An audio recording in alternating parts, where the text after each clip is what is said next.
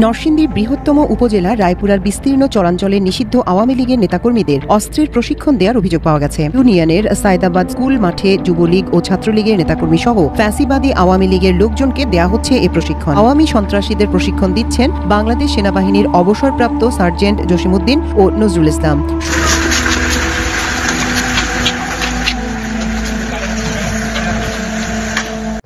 আসসালামু আলাইকুম প্রিয় দর্শক শ্রোতা, নতুন একটা ভিডিওতে জানাচ্ছি স্বাগতম। এইমাত্র পাওয়া তাজা এবং গরম খবর। আজকের এই ভিডিওটি খুবই গুরুত্বপূর্ণ এবং চাঞ্চল্যকর। শিরোনাম দেখে আপনারা ইতিমধ্যে বুঝে গেছেন কোন দিকে ইঙ্গিত করছে আজকের এই ভিডিওটি।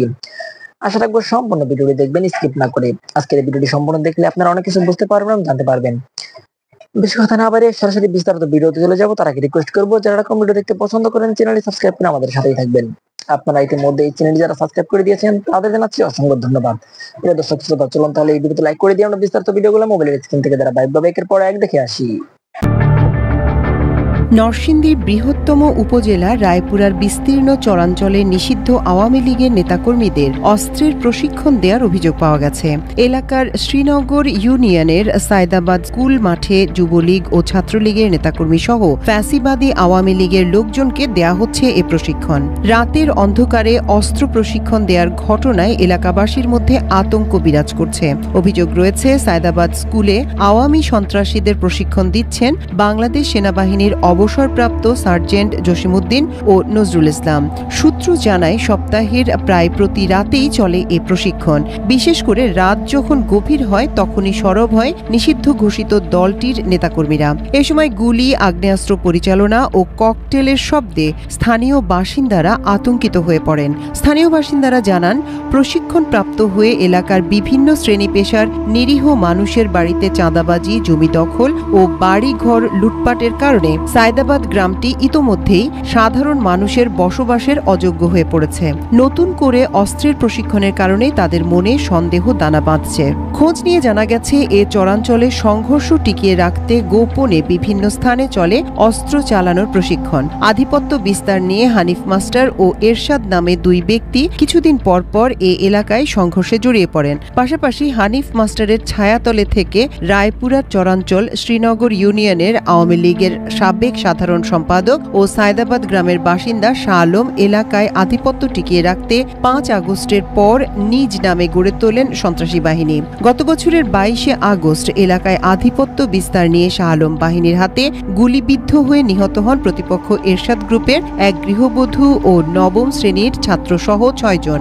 সূত্রে দেয়া তথ্য মতে, সম্প্রতি বিভিন্ন গণমাধ্যম ও সামাজিক মাধ্যমে ঢাকা দখল সহ নিষিদ্ধ সংগঠন আওয়ামী লীগের ক্ষমতায় আসার খবর প্রচার হতে থাকলে সায়দাবাদ গ্রামে শাহ আলম বাহিনী তৎপরতা বৃদ্ধি পায় বলে স্থানীয় বাসিন্দাদের অভিযোগ। আর এতেই নিয়মিত অস্ত্র হাতে প্রশিক্ষণ নিতে শুরু করে আওয়ামী লীগের নেতা ও শাহ আলম বাহিনীর প্রধান শাহ আলম, যুবলীগের কথিত ডাক্তার জসিমউদ্দিন, ইকবাল, সালাউদ্দিন, যুবলীগের ইউনুস, শিপন, স্বেচ্ছাসেবক লীগের রহিম, সেলিম, হারুন, আরমান, ছাত্রলীগের রনি, মাহফুজ বাবু সহ 40-50 জন। এসব ব্যক্তি প্রশিক্ষণ নিয়ে নাশকতা চালাতে পারে বলে মনে করছেন স্থানীয়রা। স্থানীয়দের দাবি, গত বছর নরসিংদী কারাগার ভেঙে আসামি পলাতক ও অস্ত্র লুটের সঙ্গে জড়িত কিছু আসামিও এ এলাকায় থাকতে পারে। তাদের মাধ্যমে কারাগার থেকে লুট হওয়া অস্ত্র এই এলাকায় রয়েছে বলে ধারণা করা হচ্ছে। ফলে সাধারণ মানুষ চরম নিরাপত্তাহীনতায় ভুগছে। এই অবস্থায় তাদের বিরুদ্ধে আইনগত ব্যবস্থা না নিলে এলাকায় ব্যাপক প্রাণহানি সহ নিরীহ মানুষের জানমালের ক্ষতি হতে পারে বলে মনে করছেন তারা। এজন্য যৌথ বাহিনীর হস্তক্ষেপ কামনা করছেন এলাকাবাসী। এ বিষয়ে রায়পুরা থানার ওসি মোহাম্মদ আদিল মাহমুদ জানান, এ বিষয়ে তিনি কিছুই জানেন না। কয়েকজনের হাতে অস্ত্রের ছবির বিষয়ে তিনি বলেন, চর এলাকার সব জায়গায় অস্ত্র রয়েছে। সায়দাবাদ, শ্রীনগর, বাঁশগাড়ি, চাঁদপুর সহ কোন জায়গায় অস্ত্র নেই বলেন। আবার কিছু জব্দও হচ্ছে। রায়পুরা সার্কেলের সিনিয়র সহকারী পুলিশ সুপার বায়োজিৎ বিন মনসুর জানান, ওই এলাকায় বিবদমান 2টি গ্রুপ রয়েছে, যারা কিছুদিন পরপরই আধিপত্য বিস্তার নিয়ে সংঘর্ষে জড়িয়ে পড়ে। তারা গোপনে অনেক কিছুই করতে পারে নিজেদের আধিপত্য বিস্তার করার জন্য। এলাকাটি বিচ্ছিন্ন হওয়ায় ব্যাপক সংখ্যক পুলিশ নিয়ে অভিযান চালাতে হয়। পুলিশ সুপারের নির্দেশক্রমে আমরা সেখানে অভিযান চালাই এবং কিছু অস্ত্র ও আসামি ইতোমধ্যেই গ্রেপ্তার করা হয়েছে। নরসিংদী জেলা পুলিশ সুপার ভারপ্রাপ্ত মোহাম্মদ কলিমুল্লাহ হক জানান, অস্ত্র প্রশিক্ষণের কোনো তথ্য এ পর্যন্ত জানা নেই। আর অস্ত্রের যে ছবি দেওয়া হয়েছে তা ওই স্থানের কিনা তা সঠিক বলা মুশকিল। তবে অস্ত্র সূত্রধারীরা ওই এলাকার কিনা তা খতিয়ে দেখা হচ্ছে। তারা ওই এলাকার লোক হলে অবশ্যই ব্যবস্থা নেওয়া হবে।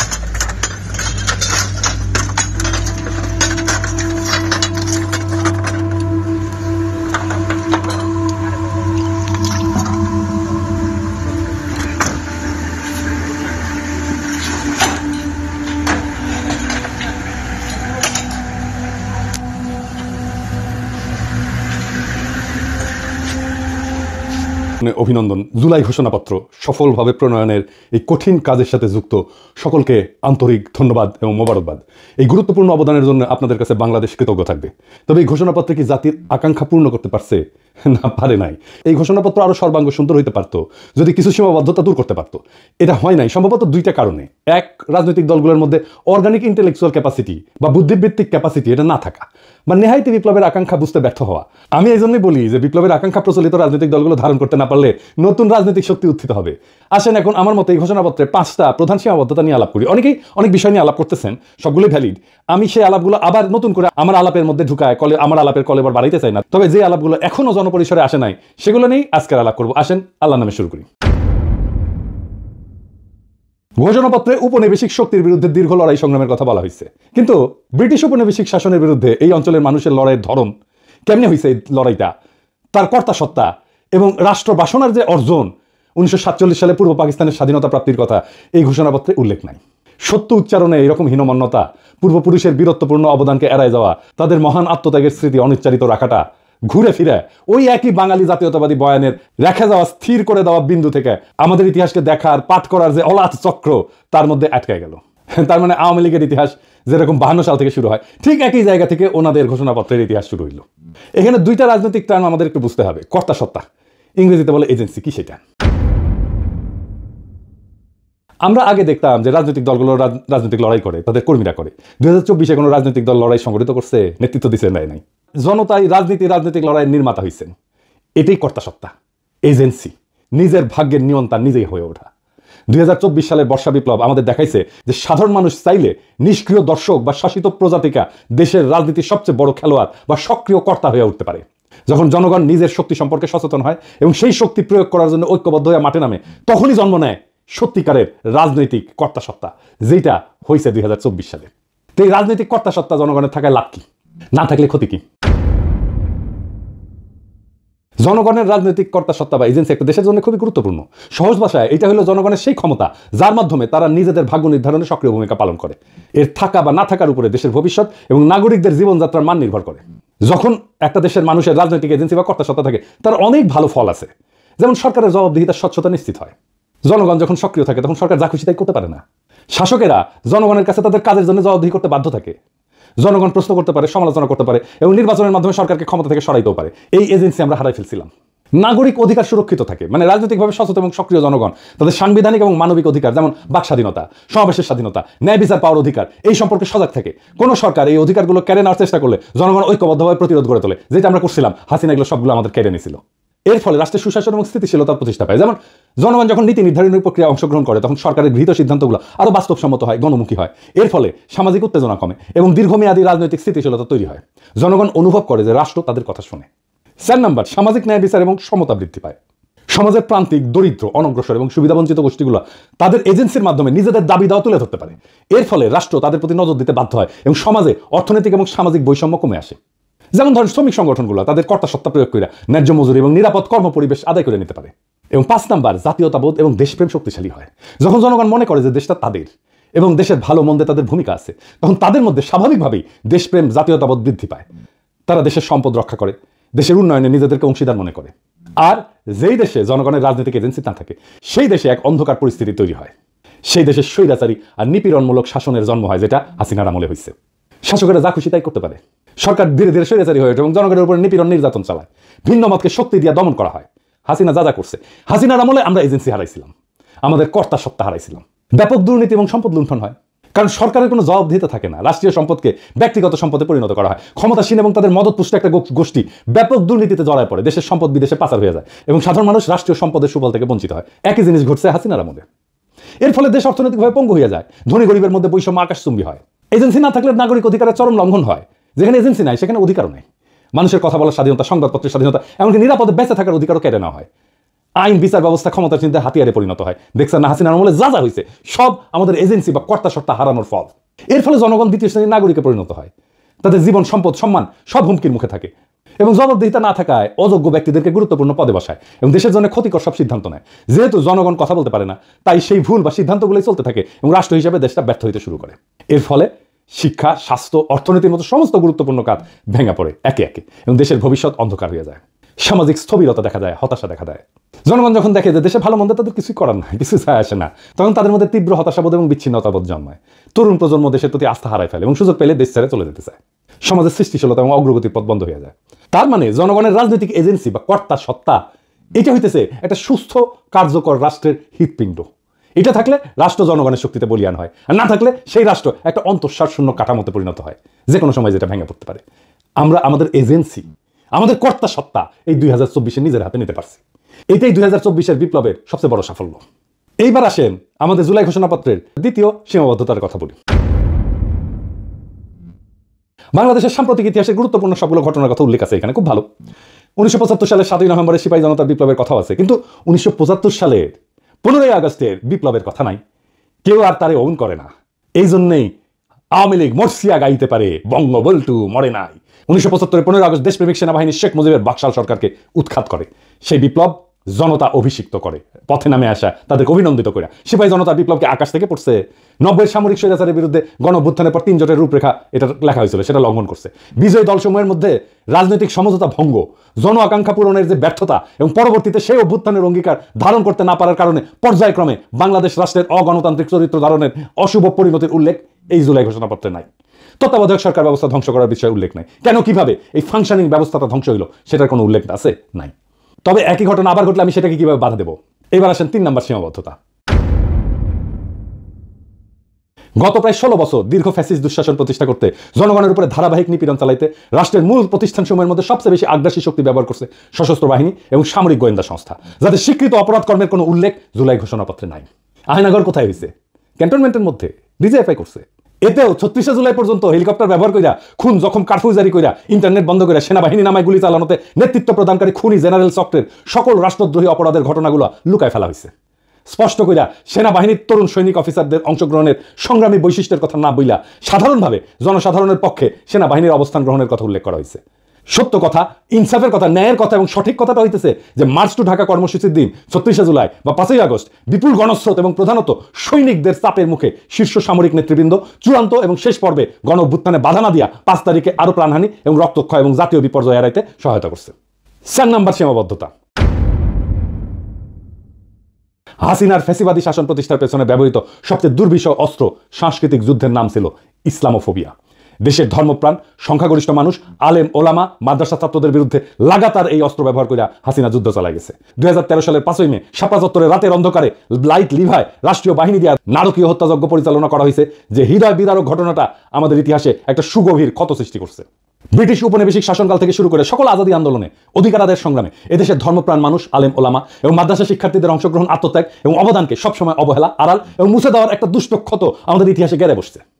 এই উগ্র জাতীয়তাবাদী তথাকথিত প্রগতিশীল দুষ্ট ক্ষতের ইতিহাস আবার পুনরাবৃত্ত হয়েছে তাদের লড়াইয়ের যথাযথ মর্যাদা স্বীকৃতি, বাংলাদেশের ভবিষ্যৎ রাষ্ট্র গঠনের আকাঙ্ক্ষায় তাদের অবদান এবং ত্যাগের যথাযথ হিস্সা ছাড়া কোনোদিন আমাদের এই স্বপ্ন, বাংলাদেশ গড়ার স্বপ্ন পরিপূর্ণ হবে না। বাংলাদেশের আলেম ওলামা মাদ্রাসা শিক্ষিতদের ব্যাপক এবং সর্বাত্মক অংশগ্রহণ ছাড়া 2024-এর বিপ্লব সফল হতো না, এটা লিখে রাখতে পারেন। পঞ্চম সীমাবদ্ধতা। 2024-এর বিপ্লবে মেহনতি মানুষ এবং নারীর অংশগ্রহণের প্রশ্নটা দৃশ্যমানভাবে আসেনি। জুলাই গণ অভ্যুত্থানে অংশগ্রহণকারী বড় দুইটা শক্তি ছিল শহরের মেহনতি মানুষ এবং নারী সমাজ। বৈষম্য বিরোধী সংগ্রামের এই বৈশিষ্ট্য ঘোষণাপত্রে উল্লেখ করা হয়নি। অর্থনৈতিকভাবে অনগ্রসর জনগোষ্ঠী এবং নারী সমাজ যে রাষ্ট্রীয়, অর্থনৈতিক এবং সামাজিক স্তরে সৃষ্ট বৈষম্যের অবসান চায়, জুলাই গণ অভ্যুত্থানে সেই আকাঙ্ক্ষা খুব স্পষ্টভাবে ফুটে উঠছিল। এই জনগোষ্ঠীর সমানাধিকারের আকাঙ্ক্ষা আন্দোলনের অগ্রভাগে ছিল, নেতৃত্ব দিছিল এবং তাদের বেশিরভাগই হতাহত হয়েছে। অধিকার সচেতনতা, বঞ্চনার বিরোধিতা এবং ইনসাফের ধারণা এই জনগোষ্ঠীকে সংগঠিত করার একটা গুরুত্বপূর্ণ ভূমিকা রাখছে। নতুন বাংলাদেশের অর্থনৈতিক নীতি কি বৈষম্য মোচন বা দারিদ্র্য বিলোপের দিকে পরিচালিত হবে? তার উপরেই নির্ভর করতেছে নতুন রাষ্ট্র ব্যবস্থার চরিত্র এবং স্থিতিশীলতা। কর্মসংস্থান, শিক্ষা এবং সামাজিক কর্মকাণ্ডে নারীর নিরাপত্তার পরিবেশ তৈরি করে জুলাই গণ অভ্যুত্থানে অংশগ্রহণকারী নারী সমাজকে ত্যাগ এবং অবদানের যথাযথ স্বীকৃতি দিতে হবে। এই ঘোষণাপত্র পড়ে মনেই হয় না যে এই বর্ষা বিপ্লব ছিল একটা শহুরে দরিদ্রদের লড়াই। আমাদের এলিটরা সবসময় আমাদের মুরগি দেখায় আর ডাল খাওয়ায়। সুকুমার রায়ের একটা ছড়া আছে, নাকের বদলে নরুন পাইলাম, তাইরে নাইরে না। আমাদের হাতে নরুন ধরায় দিছে। রাজনৈতিক দলগুলোকে বলবেন, জিজ্ঞেস করবেন পয়েন্ট ধরে ধরে যে কেন আপনারা এই বিষয়গুলোকে যুক্ত করেন নাই, না হলে তারা নিজেদেরকে দেশের মালিক ভাবা বন্ধ করবে না। রাজনৈতিক দলগুলোকে মনে রাখতে হবে দেশের মালিক জনগণ, জনগণই সার্বভৌম ক্ষমতার উৎস। আপনারা আশা জাগান কিন্তু ডেলিভার করতে পারেন না, খুবই হতাশাজনক। জুলাই ঘোষণাপত্র একটা গুরুত্বপূর্ণ মাইল ফলক, এতে কোনো সন্দেহ নাই, কিন্তু এটা কোনোভাবেই শেষ গন্তব্য না, শেষ কথা না। এটা আমাদের দীর্ঘ লড়াই, ত্যাগ এবং স্বপ্নের এক ক্ষণিক প্রতিফলন, যার পেছনে আছে বহু রক্ত, অশ্রু আর আশার গল্প। এই ঘোষণার জন্ম হয়েছে এক গর্জে ওঠা সময়ের ভেতর থেকে, যখন মানুষ আর তাকাইছিল না কোনো নেতা বা দলের দিকে, বরং নিজেরা হাতে তুলে নিছিল রাজনৈতিক কর্তাসত্তার ভার। কিন্তু যে ঘোষণাপত্রের জন্ম হলো এই রক্ত গরম বাস্তবতা থেকে, সেটা যদি সেই বাস্তবতার বহু বর্ণ, বহু স্বর এবং মূল তাগিদকে ধারণ করতে ব্যর্থ হয়, তাহলে সেটা এক অর্থে জনগণের সাথে বিশ্বাসঘাতকতা হবে। যারা ময়দানে প্রাণ দিল, যারা নিঃস্ব হয়েও আশায় বুক বাঁধলো, যারা চোখের সামনে ভাই বোন হারালো, তাদের ইতিহাস, তাদের দাবি, তাদের আত্মত্যাগের ভাষা বাদ পড়ে গেল। ঘোষণাপত্র না, সেটা হয়ে ওঠে আবার এক শ্রেণীর ক্ষমতা কাঠামোর পুনরুৎপাদনের হাতিয়ার। এই ব্যর্থতা নিয়ে নিরুৎসাহিত হওয়া যাবে না, বরং এই ব্যর্থতা থেকে নতুন শক্তির জন্ম দিতে হবে। যদি প্রচলিত রাজনৈতিক দলগুলো এজেন্সিহীন, ভবিষ্যৎ বিমুখ হইয়া পড়ে, তবে নতুন নেতৃত্ব, নতুন কাঠামো, নতুন চেতনার আবির্ভাব হবে। কেননা ইতিহাস দাঁড়ায় থাকে না, সে আগায় যায়, পিছনে ফেলে দেয় তাকেই যাকে সে ব্যর্থ মনে করে। তাই আসেন আমরা এই ঘোষণাপত্রকে একটা খসড়া হিসেবে বিবেচনা করি। এটা জনগণের অসীম শক্তির সামনে একটা খোলা চিঠি, যা আবার লেখা হবে, আবার সম্পাদিত হবে, আবার জনগণই তার রূপ নির্ধারণ করবে। এটাই হলো গণতন্ত্রের প্রকৃত চেহারা, যেখানে প্রত্যেকটা মানুষ শুধু ভোটার না, ইতিহাসের লেখক, যেখানে জনগণ শুধুই অনুসারী না, বরং রাষ্ট্র নির্মাণের কর্ণধার। আমরা যারা আজ প্রশ্ন করতেছি, সমালোচনা করতেছি, তারা কেউ এই প্রক্রিয়ার বাইরে না, বরং এই চর্চাই আগামী দিনের সুসংগঠিত, সুবিচার ভিত্তিক, ন্যায় ভিত্তিক, ইনসাফ ভিত্তিক বাংলাদেশের ভিত্তি করবে। বর্ষা বিপ্লব একদিনের ব্যাপার না, এই শুরু শেষ না, এইটা একটা যাত্রা, এইটা একটা জার্নি। এইখানে গন্তব্যের দিকে যাত্রা আছে, কিন্তু গন্তব্যে পৌঁছানো নাই। গন্তব্য সবসময় অধরা থাকে। আমরা প্রত্যেক দিন একটু একটু করে অগ্রসর হই আরো ভালো, আরো প্রগতিশীল, আরো মানবিক আর একটা রাষ্ট্রের দিকে। এটাই আমাদের যাত্রা, এটাই আমাদের রাজনীতি, এটাই রাষ্ট্র গঠন। প্রিয় দেশবাসী, শুরু থেকে শেষ পর্যন্ত যারা এই ভিডিওটি দেখেছেন সকলকে জানাই অসংখ্য অসংখ্য ধন্যবাদ। যারা এরকম নিউজ ভিডিও পেতে পছন্দ করেন তারা অবশ্যই এই চ্যানেলটি সাবস্ক্রাইব করে পাশে থাকা বেল আইকনটি বাজিয়ে দিবেন। যারা এখন এই ভিডিওটি শেয়ার করেননি, এই ভিডিওটি দ্রুত শেয়ার করে সকলকে দেখার সুযোগ করে দিন। আজকের মতন এই পর্যন্ত, দেখা হচ্ছে পরবর্তী কোনো ভিডিও নিয়ে ইনশাল্লাহ।